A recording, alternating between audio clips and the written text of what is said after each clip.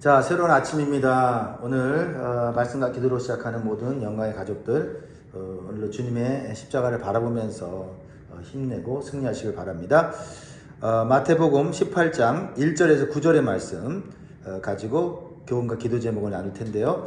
자, 기도 제목 한번 따라 하십니다. 서로 비교하지 않게 하시고 서로 높여주고 섬기는 천국의 기쁨으로 살게 하소서. 아멘. 사람들은 보통 큰 사람이 되고 싶어 합니다. 그게 세상의 가치관이죠. 크게 되라 이렇게 말을 하죠. 그래서 어딜 가나 누가 더 잘났냐, 누가 더 높은가를 경쟁하는 그런 대회나 또 그런 말들을 많이 합니다. 그래서 세상살이가 피곤해요. 항상 누가 더 크냐 하는 것 때문이에요. 그래서 남들보다 뒤처지면 큰일 날 것 같고 인정받지 못하면 내 존재가 사라질 것 같은 불안함이 우리 안에 있어요. 오늘 본문에 보면 예수님의 제자들도 똑같았습니다. 1절을 보면 예수님께 이렇게 물어요. 그때 제자들이 예수께 나와 이르되 천국에서는 누가 크니까? 자, 제자들의 가치관이 누가 크냐? 크게 다르지 않습니다. 그런데 중요한 건 뭐냐면 천국에서 누가 크냐라는 거예요. 천국에서. 그러니까 제자들은 지금 천국을 경쟁의 장소로 여기고 있다라는 겁니다. 남의 얘기가 아니죠. 누가 더 높은 자리를 차지하느냐는 그것은 이 세상의 가치관인데 천국에서도 그럴 것이라고 생각하면서 천국을 서열 싸움의 장소로 오해하고 있다라는 것입니다. 그러자 예수님은 누가 천국에 더 크냐라는 질문에 대답을 하지 않고 대신에 누가 천국에 들어갈 수 있느냐라고 하는 전혀 다른 차원의 말씀을 하십니다. 그래서 오늘 보면 우리에게 묻는 거예요. 누가 더 잘나느냐를 따지기 전에 너는 천국에 들어갈 준비가 되어 있느냐? 그리고 천국에 들어가 살 수 있는 천국 시민의 성품을 갖고 있느냐라고 묻는 거죠. 생각해 보세요. 천국에 들어가지도 못하는데 천국에서 누가 크냐가 무슨 소용이 있습니까? 그러니까 천국에서 누가 크냐 따지는 사람은 천국에 없다는 얘기와 같은 거예요. 그렇죠? 오늘 이 말씀 앞에서 우리의 신앙을 다시 점검해보고 천국에 들어갈 만한 우리가 준비가 되어 있는가 살펴볼 수 있기를 바랍니다. 그러면 누가 천국에 들어가는가? 예수님께서 가르쳐 주시죠. 첫 번째로 천국에 들어가는 사람은 방향을 바꾸는 사람이다. 돌이켜 방향을 바꾸는 사람이다. 예수님은 제자들의 질문에 한 어린아이를 세우시고 이렇게 단호하게 말씀하십니다. 3절이죠. 같이 한번 다시 읽습니다. 시작. 이르시되 진실로 너희에게 이르노니 너희가 돌이켜 어린아이들과 같이 되지 아니하면 결탄코 천국에 들어가지 못하리라. 제자들 하시면 누가 크냐, 누가 잘났냐인데 예수님은 거기서부터 돌이켜야 된다. 그 생각, 그 가치관으로부터 돌이켜서 어린아이와 같이 되어야 된다. 어떤 사람이 되어야 하느냐라는 것을 말하면서 그 사람이 천국에 들어간다. 그래서 여기서 돌이켜라는 말은 단순한 반성이 아니라 후회가 아닙니다. 가던 길을 멈추고 180도 방향을 트는 것을 말해요. 즉, 이 세상적 가치관에서 돌이키라는 거예요. 세상적 가치관을 가지고서는 천국에 들어갈 수가 없다라는 거죠. 여러분들이 운전할 때 길을 잘못 들면 어떻게 해야 됩니까? 가속 페달을 밟는 것이 아니라 빨리 차를 돌려야 하는 것이죠. 방향이 틀렸는데 야, 방향 틀렸다. 빨리 가서 어떻게 좀 해봐야겠다. 그러면 그럴수록 오히려 목적지로부터 멀어지는 비극을 겪게 된다라는 겁니다. 신앙생활도 마찬가지입니다. 방향이 중요합니다. 기도도 하고 봉사도 하고 헌금도 합니다. 그것은 주님께서 기뻐하시는 종교적 행위죠. 그러나 중요한 건 내 마음의 방향이 어디에 있느냐는 거죠. 기도하고 봉사하고 헌금하는 그 마음의 방향이 내 이름을 높이는 쪽이면 아무리 열심히 달려가도 그것은 천국을 향하는 길은 아니다라는 걸 말하고 있는 거죠. 제자들이 예수님과 함께 가고 있는데 그럼 예수님과 함께 가고 있음에도 불구하고 마음의 방향이 예수님과 다를 수가 있다는 걸 보여주고 있는 거죠. 그래서 주님은 어린아이와 같이 되라 이렇게 말하고 있어요. 당시 어린아이는 오늘날처럼 귀한 대접을 받는 존재가 아니에요. 하찮은 존재로 여겨졌던 시대입니다. 그래서 고대 사회에서 어린아이는 순수함의 상징이라기보다는 지위도 없고 권리도 없고 의존적인 존재라는 것을 상징해요. 그렇습니다. 무엇을 예수님이 말씀하고자 하는 것입니까? 아이는 스스로 살 수 없는 존재라는 거죠. 부모에게 전적으로 의지해야만 살 수 있는 존재라는 거죠. 그러니까 천국은 자기 실력으로 공로로 들어가는 것이 아니라 천국은 전적으로 은혜로 들어가는 곳이다. 즉 하나님을 전적으로 어린아이처럼 의지하는 사람이 가는 거다라는 겁니다. 누가 더 잘났냐, 누가 더 공로가 있느냐 이거 따져서 천국에 들어가는 게 아니라 정말 나는 아무것도 아닙니다. 지위도 능력도 아무것도 없습니다. 하찮은 존재입니다. 그래서 하나님이 나를 이끌어주지 않으면 나는 살 수 없는 존재입니다. 라고 말하는 어린아이처럼 우리의 마음 상태가 되어야만 천국에 들어갈 수 있다라는 겁니다. 그렇습니다. 오늘 우리는 어린아이처럼 어떻게 고백을 해야 되겠습니까? 주님, 저는 주님의 은혜 없이는 아무것도 아닙니다. 주님의 은혜 없이는 살 수 없는 존재입니다. 그래서 저는 하나님만 의지합니다. 이런 고백이 있어야 될 줄 믿습니다. 혹시 지난 오랜 신앙생활을 하는 것으로 만족하고 그리고 마음속에 은근한 남들보다 많은 봉사가 있다고 해서 나는 그래도 이 정도는 한다. 나는 저 사람보다 낫다. 라는 내 의가 있다면 그 의를 돌이켜서 우리는 오직 예수 그리스도의 십자가의 의만 붙잡아야 될 줄 믿습니다. 두 번째로 천국에서 큰 사람은 누구냐를 가르쳐주는데 천국에서 큰 사람은 자기를 낮추는 사람이다 라는 겁니다. 예수님이 제자들의 그 질문에 완전히 방향을 바꿔서 얘기하죠. 천국에서 큰 사람은 오히려 낮은 사람이다 라고 말하고 있는 거죠. 4절입니다. 4절. 그러므로 누구든지 이 어린 아이와 같이 자기를 낮추는 사람이 천국에서 큰 자니라. 개념 자체가 다르고 가치관이 달라요. 그렇죠? 천국. 그러니까 천국에 가려면 생각이 바뀌어야 되고 가치관이 바뀌어야 되는 거예요. 네. 이 세상의 질서를 완전히 뒤집는 예수님의 선언입니다. 세상은 말합니다. 높아져라, 돋보여라, 증명하라. 요즘은 더 그렇죠. 그렇지 않으면 도태돼요.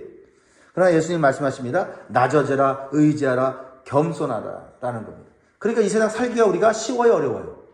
어렵습니다. 사실 어려워요. 예수님 잘 믿는 사람들은 이 세상 살기가 쉽지가 않아요. 근데 여기서 낮아져라, 겸손하라는 이 말씀은 자기 비하가 아니에요. 그냥 겸손은 단순히 나는 아무것도 아니에요 라고 말하는 게 아니라 우리는 하나님 없이는 아무것도 아닙니다 라는 것을 고백해야 된다는 거죠. 사랑하는 여러분, 우리가 이 세상에도요 빈손으로 가야 되는 곳이 있어요. 공항에 가면 반드시 거쳐야 되는 게 있는데 TSA, 공항 검색대죠. 이 공항 검색대를 통과할 때 무언가를 쥐고 들어가면은 몸에 뭔가를 가지고 가면 삐삐삐 하면서 물립니다. 다 내려놔야 돼. 다 내려놔야 돼. 천국은 더 엄격합니다. 내 자랑, 내 공로, 내 의를 내가 쥐고서는 절대 천국 문이 열리질 않아요. 좁은 문이기 때문에 모든 걸 다 내려놓고 가야만 들어갈 수가 있어요. 여러분, 우리 몸만 들어가도 천국은 모든 것이 갖춰져 있어요. 그러니까 뭘 가지고 가려고 하지 마세요. 천국은 낮아짐으로, 겸손으로 통과하는 것입니다. 이 겸손이 자칫 잘못하면 내 의가 될 수 있죠. 그러니까 하나님 앞에서 우리는 겸손해야 된다라는 것입니다. 이 겸손은 우리 안에서 자연적으로 생기지 않습니다. 왜냐하면 우리의 본성은 높아지고 싶은 것이 있기 때문에요. 평상시에 높아지고 싶지 않은 사람이 어디 있겠습니까? 그리고 나는 높아짐에 관심이 없어 라고 하는데 사람들이 나를 내가 생각했던 것보다 훨씬 낮춰버리면 그때 또 내 안에서 발동하는 거. 내가 그 정도는 아닌데 이렇게 되는 거죠. 우리 예수님은 그 정도가 아닌데 이 땅에 낮아져서 비참한 종으로서의 모습을 보여주셨지 않습니까? 이게 예수님이 보여주시는 천국의 성품이다라는 거죠.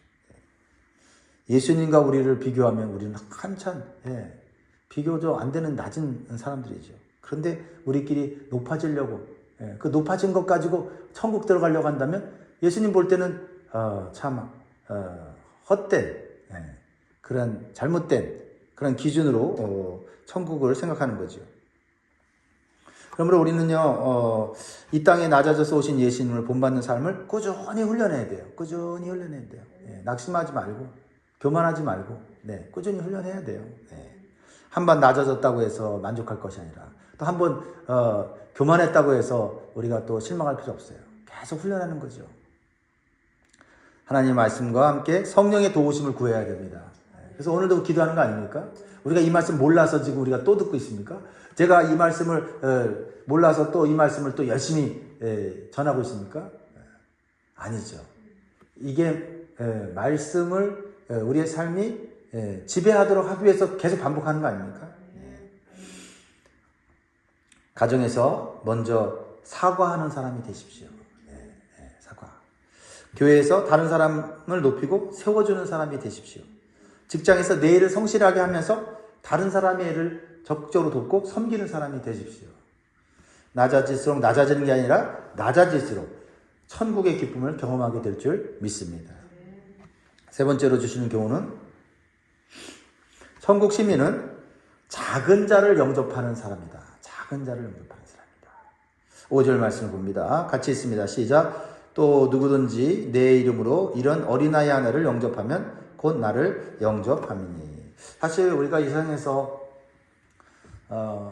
좀 크다고 하는 사람, 사람들이 인기가 있다는 사람들을 우리가 만약에 만나게 되면 나도 모르게 그 사람을 만났다는 것에 대해서 내 스스로 좀 내가 좀 높아진 듯한 느낌을 갖지 않습니까? 또 집에도 우리가 좀 이름이 있고 또 유명한 사람을 초대한다 그러면은 얼마나 막 우리가 흥분해서 대접을 합니까? 그런데 예수님은 말씀하시기를 작은 자, 별 볼일 없는 자를 영접하는 것이 천국 시민의 성품이다. 그것을 기뻐할 수 있는 사람이 천국에서 합당한 사람이다 라고 말씀하는 거예요. 예수님은 이렇게 말씀까지 하세요. 보잘것없어 보이는 작은 자 한 사람을 대하는 것이 곧 나를 대하는 것이다. 이렇게 말씀하세요. 사실 우리가 예수님을 대접한다, 모신다 그러면 예수님이 얼마나 큰 존재입니까? 그리고 예수님은 어쩌면 우리가 그렇게 모실 수 있을 거예요. 그런데 예수님 거꾸로 얘기해요. 작은 자를 영접하는 게 바로 나를 영접하는 거다. 우리는 그렇죠? 나한테 도움이 될 만한 사람에게 좀 더 친절하죠. 좀 더 능력 있는 사람에게 우리는 좀 더 마음을 두지요. 그런 것은 자연스러운 건데 그것을 거꾸로 훈련하라. 거꾸로 훈련하라. 그러니까 천국에 사는 게 결코 쉬운 일은 아니에요. 예수님은 교회에서도 구석에 조용히 앉아있는 분, 상처 입어서 말수가 적은 분, 사회적으로 약자인 분들을 살펴보라 하는 거예요. 살펴보라 하는 거죠. 내 눈에 띄지 않는 사람들을 어느 날 한번 돌이켜서 내가 보는 사람들은 누군가 한번 내 눈을 살펴보라는 것이죠. 천국의 성품은 능력보다 자비입니다. 열심보다는 따뜻한 환대입니다. 그러면서 예수님은 경고하세요. 6절에 누구든지 나를 믿는 이 작은 자 중 하나를 실족하게 하면 차라리 연자맷돌이 그 목에 달려서 깊은 바다에 빠뜨려지는 것이 나오니라. 그래서 실족하게 한다는 건 단순히 마음을 상하게 하거나 기분을 상하게 하는 것이 아니라 믿음의 길에서 넘어지게 하는 것. 신앙의 길에서 넘어지게 하는 거죠. 주님께로 갈 수 있는 사람을 넘어지게 하는 것. 이것을 말하는 거죠. 그래서 예수님은 실족해 하는 자가 어떻게 해야 된다고 말해요? 연자맷돌을 목에 메고 바다에 빠지는 것이 낫다 할 정도로 극단적으로 얘기했습니다. 그러니까 우리가 예수님께로 가고자 하는 사람을 실족해 해서는 안 된다. 우리의 말과 행동이 누군가의 신앙을, 누군가의 믿음을 흔들리게 해서는 안 된다라는 것을 말하는 것이죠. 그래서 우리가 올해 예수님 믿는 사람들이 조심하는 게 있지 않습니까? 우리끼리는 충분히 이야기될 수 있는 일인데 초신자가 들으면 시험에 들 수 있는 일들이잖아요. 그래서 어떤 분이 그러더라고요. 식당에서 밥을 먹다가 충분히 어떤 교회나 또 어떤 그 신앙에 대해서 얘기하면서 또 비판적인 얘기를 할 수 있잖아요. 믿음 있는 사람들이. 그랬을 때 누군가 이렇게 사람이 들어오면 그것을 절제할 수 있는 거. 그게 우리는 감당할 수 있는 이야기지만 혹시라도 다른 사람이 듣고 실망할 수 있고 교회에 대해서 신앙에 대해서 멀어질 수 있기 때문에 조심해야 된다라는 것이죠. 우리가 작은 자를 섬기는 것은 구원의 조건이 아니라 구원의 열매예요. 그래서 우리가 구원받은 자로서 작은 자에 대해서 좀 더 인식을 하고 좀 더 살피고 좀 더 우리가 관심을 갖고 섬기는 우리가 될 때 천국의 기쁨이 무엇인지를 깨닫게 될 줄 믿습니다. 마지막으로 천국에 들어가는 사람은 죄를 단호히 끊는 거룩을 선택해야 됩니다.